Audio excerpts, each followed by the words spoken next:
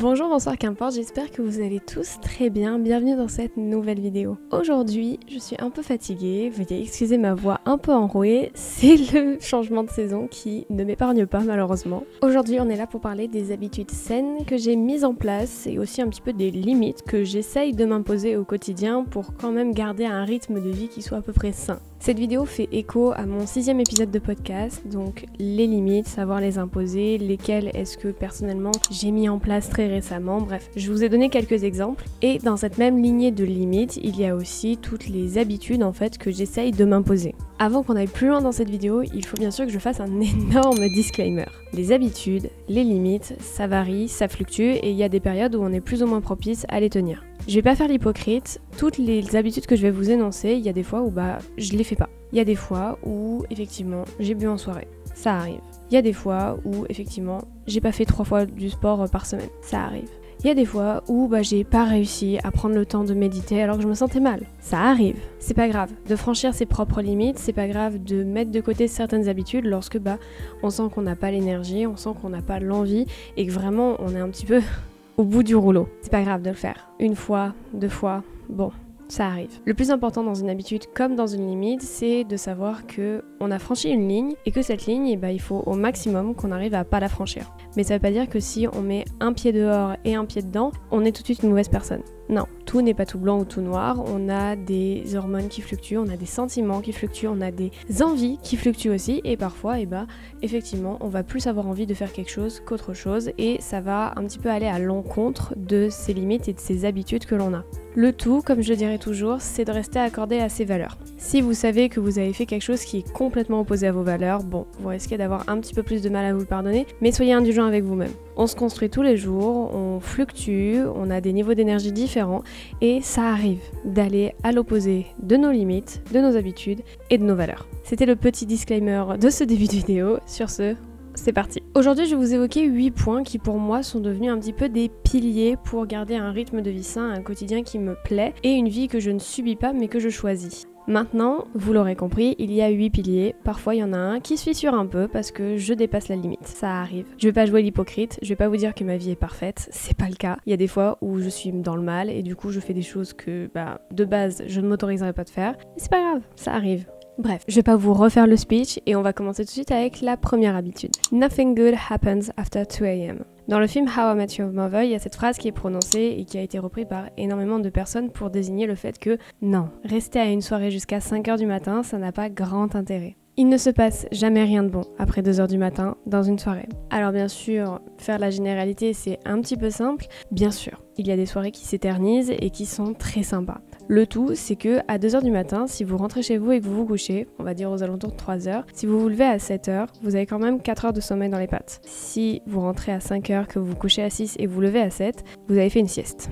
Pour moi, cette phrase, c'est vraiment le truc de il faut un équilibre entre tes plaisirs et tes obligations. Je suis une personne qui a besoin d'énormément de sommeil et je pense qu'en dessous de 6h30 de sommeil, je peux vraiment être dans le mal très très vite. Et c'est désagréable pour moi, mais c'est aussi désagréable pour mon entourage. Donc quand je sors en soirée, j'essaie quand même d'être un minimum responsable sur l'heure à laquelle je rentre. Et lorsque je le suis pas, écoutez, j'assume. Franchement, c'est assez rare que j'ai moins de 4 heures de sommeil lorsque je suis en soirée, puisque je sais que j'en ai besoin de ces 4 heures. Et vraiment, lorsque j'arrive à être très responsable, ce que je commence à faire de plus en plus, j'ai 6 heures. On va dire que je me lève tous les matins à 6h30, ça veut dire qu'à minuit je suis rentrée. Non, c'est pas facile parce que ça veut dire qu'à 23h, 23h30, faut que je commence à dire au revoir aux gens. C'est pas cool, c'est le moment où en général l'ambiance est assez sympa, c'est galère, mais c'est aussi pour mon bien et pour le bien de mon entourage. Bref, faire des concessions en termes de désirs et de besoins, c'est quelque chose qu'il faut apprendre à faire dans sa vie de tous les jours si on veut quand même continuer à vivre et non pas à survivre parce qu'on a trop déconné la veille. Prends soin de ton corps, c'est le seul endroit où tu es obligé de vivre. Jim Rohn. Ça, je vous en parle, je pense quasiment tout le temps. Bouger. Alors, ça peut être marcher, ça peut être se balader en ville, ça peut être faire du sport, ça peut être n'importe quoi, mais juste bouger votre corps. On est dans des rythmes de vie qui sont particulièrement sédentaires. Moi, la première. Rester assise à mon PC, c'est clairement pas une bonne chose et je le sais pertinemment. Et encore, j'ai quand même la chance d'avoir un bureau électrique qui me permet d'être debout la plupart du temps, de marcher, de faire un petit peu les 100 pas dans mon bureau. C'est assez particulier à voir. Récemment, je sais plus où est-ce que j'ai entendu ça, mais c'était une personne qui avait une mère infirmière qui disait que le plus dur avec certains patients qui étaient du coup mal en point, c'était de se dire qu'il fallait absolument bouger leur corps parce que sinon ils pourrissaient sur place. Et c'est un peu cette phrase-là que je retiens maintenant. Si je ne bouge pas, si je ne vais pas dehors, si je ne marche pas, si je ne fais pas de sport, mon corps pourrit sur place. Et c'est vachement démoralisant. C'est peut-être un peu extrême, mais en me le disant de cette manière-là, ça me motive réellement à me dire je dois prendre soin de mon corps, il va m'accompagner toute ma vie. J'ai que 18 ans, c'est important qu'aujourd'hui j'en prenne soin, tout comme j'en prendrai soin dans 20 ans. L'esprit est tout, ce que tu penses, tu le deviens. Bouddha. Alors cette phrase, on pourrait la prendre de plein de manières différentes, que ce soit en termes de loi d'attraction, visualisation, visualiser vos succès avant de les vivre, bref, tout ça. Je vais pas vous parler de ça, je vais plutôt vous parler du fait d'écrire lorsque vous sentez que vous avez un trop-plein. Très récemment, j'ai eu un trop-plein d'émotions et j'ai vraiment eu des jours pas très cool. C'est d'ailleurs aussi pour ça que je suis un peu malade. Écoutez, on est sur ma chaîne YouTube, je vous dis tout, vous êtes un peu un journal intime pour moi, donc autant qu'on soit honnête. Et ce trop-plein d'émotions, j'ai dû me le trimballer au travail. Pour ceux qui le savent pas, je suis en bachelor universitaire technologique en alternance, ce qui veut dire que j'alterne entre les cours et un vrai taf où je suis chargée de communication. J'avais ce trop-plein en moi et j'ai dû arriver au taf avec cette boule sur la poitrine. Et je me suis clairement dit, si je reste comme ça toute la journée, soit je vais être désagréable avec mes collaborateurs, soit je vais faire de la merde, soit je vais finir par vraiment me rendre malade. Et à ce moment-là, qu'est-ce que j'ai fait ? J'ai tout simplement pris une feuille de brouillon, je me suis un petit peu isolée avec un peu de musique et j'ai écrit tout ce que j'avais sur le cœur. C'est con, c'est vraiment le truc le plus débile qu'on puisse faire et bon, on vous le recommande H24, mais je pense que vraiment là, le fait de l'avoir fait, après ça, je me sentais déjà mieux. Après, ce que vous avez écrit, vous en faites ce que vous voulez, vous pouvez le jeter, le brûler, le garder quelque part si vous êtes, comme moi, un peu nostalgique, même si parfois ça tend plus vers du masochisme. Mais dans tous les cas, écrire lorsque on se sent anxieuse, angoissée, qu'on a un trop-plein, qu'on a quelque chose qui nous dérange, ça permet de l'extérioriser. Pareil que pour la métaphore avec le corps, pour moi, tous les sentiments qu'on n'exprime pas et qu'on laisse pas sortir, ils finissent par pourrir en nous et tout simplement à développer de la moisissure dans tout notre être, que ce soit spirituellement ou physiquement.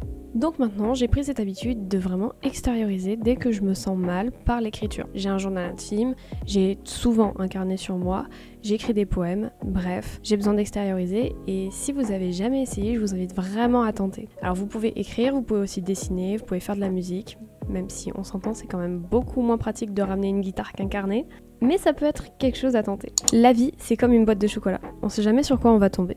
Forrest Gump. Cette phrase-ci, elle nous incite à cultiver la résilience et l'adaptabilité. Mais attention, comme je l'ai dit dans mon podcast, si vous ne l'avez pas écouté, je vous invite à le faire parce qu'il est réellement lié à cette vidéo-là.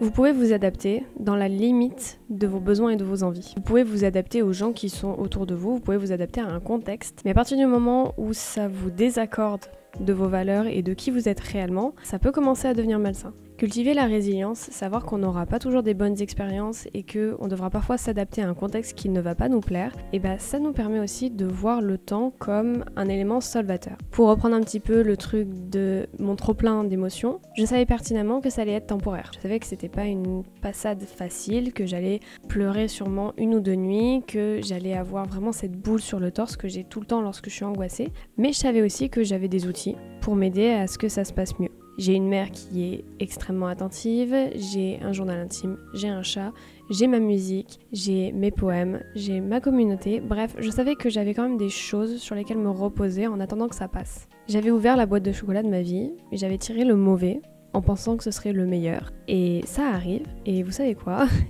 C'est pas grave. Quand vous avez une indigestion alimentaire, vous pensez pas à cette indigestion lorsque vous allez remanger le même aliment des mois après. Et c'est pareil. J'ai pioché le mauvais chocolat, ça a pas été agréable sur le moment. Bon, maintenant, est-ce que je vais arrêter de manger des chocolats pour ça ? Sûrement pas. Faire preuve de résilience, faire preuve d'adaptabilité, se dire que même les pires moments de nos vies, entre gros guillemets, peuvent être les plus belles leçons, c'est quelque chose qui permet énormément de prendre du recul et de se dire là je souffre, mais d'ici quelques mois je verrai pas les événements de la même manière et j'en tirerai des super belles leçons et je serai une personne différente. La solitude se subit jusqu'au jour où on l'embrasse et la voit comme un cadeau. Celle-ci, elle est de moi, et je dois vous avouer que la solitude, c'est un large thème que j'aborderai très sûrement dans un épisode de podcast. J'ai souvent été seule, et je l'ai rarement choisi.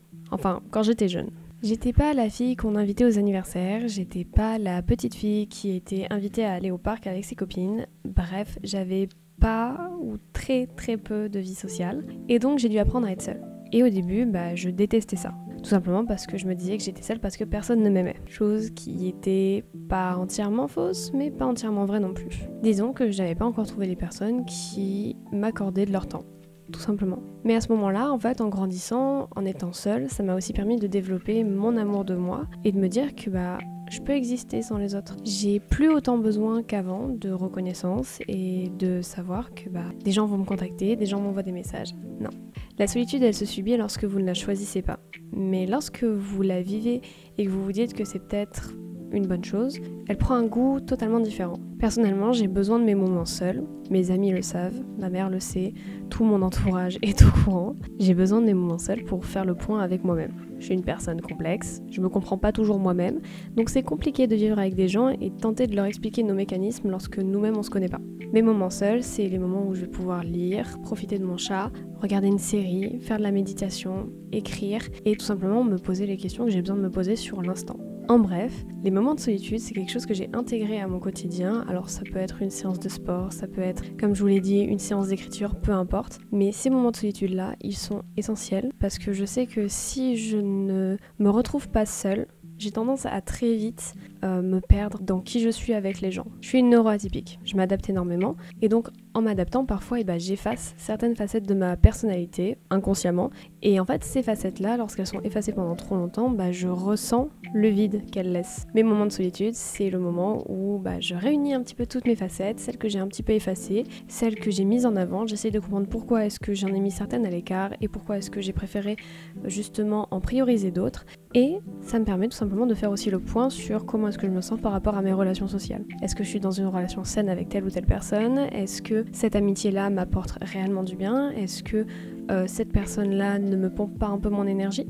Mes moments seuls, c'est les moments où je fais le point avec moi-même. Et je vous invite grandement à en avoir aussi pour vous, rien que pour se montrer de l'amour. Lorsque vous êtes seul, lorsque vous faites quelque chose qui vous plaît en étant seul et en ne le partageant à personne, tout simplement, vous montrez de l'amour à vous-même. Vous vous dites que vous avez le droit d'être heureux, même sans être entouré. Parce que c'est pas les gens qui vous apportent l'amour, c'est vous-même.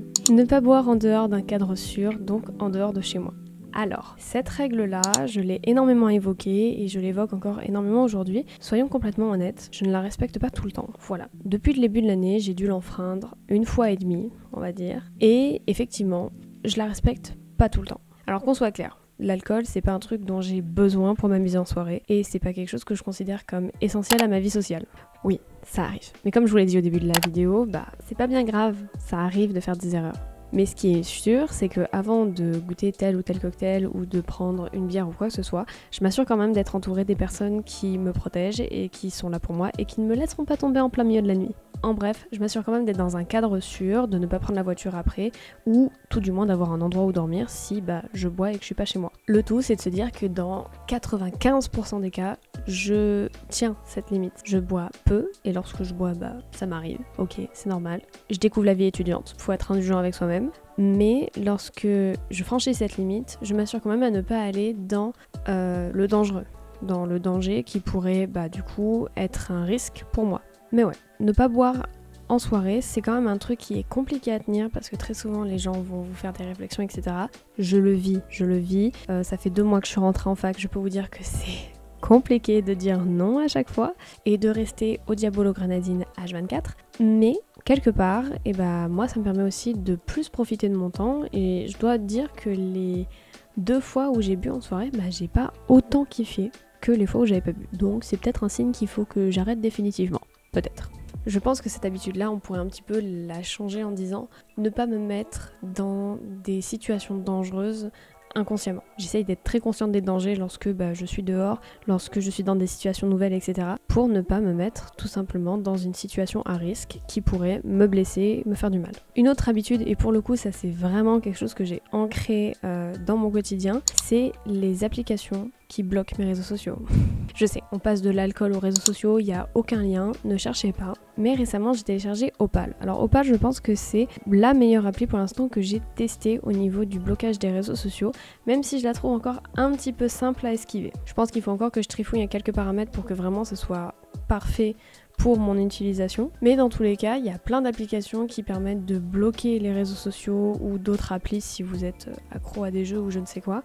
Et ça permet réellement de se détacher de son téléphone. Depuis que je suis rentrée en fac, j'ai remarqué que j'avais tendance à y être beaucoup plus. Ce qui est logique. On communique beaucoup par les réseaux sociaux, j'ai pas forcément le numéro de tous mes potes. Bref, je suis un peu les stories de mes camarades. Donc, effectivement, je passais un peu plus de temps sur Instagram. Mais arrivé un moment où je me suis rendu compte que je recommençais à être dépendante de ça. Lorsque j'avais pas de messages, lorsqu'il n'y avait pas de nouvelles stories, je me sentais frustrée. Et c'est à ce moment-là que je me suis dit, il faut que je remette les bloqueurs d'applications. C'est une de mes limites que je conserve tout le temps, que j'ai depuis, je pense, un an et demi. Mais mon téléphone, je veux pas être à son service. Donc là, j'ai remis mes apps et je me sens déjà beaucoup mieux. Mon temps d'écran a diminué et c'est quand même beaucoup plus satisfaisant de voir que je suis en dessous de ma moyenne chaque semaine qui passe. En bref, ça rejoint un petit peu le point précédent, c'est je ne me mets pas dans des situations où je risque d'être addict à quelque chose, où je risque d'être en danger ou de me frustrer. C'est un petit peu pareil. Et enfin, dernier point pour les habitudes, même si on s'entend, il n'y avait pas que des habitudes, il y avait aussi des conseils de vie, mais on va garder le terme habitude parce que c'est plus facile. Ah bah écoutez, j'ai pas envie trop de me creuser la tête, je vous avoue que je suis à 2 à l'heure ces derniers temps, donc tranquille. La dernière chose que je fais au quotidien, c'est de travailler pour moi. Vous l'avez compris, je suis étudiante, chargée de com, mais je suis aussi Nora. Nora sur les réseaux, c'est vraiment mon petit...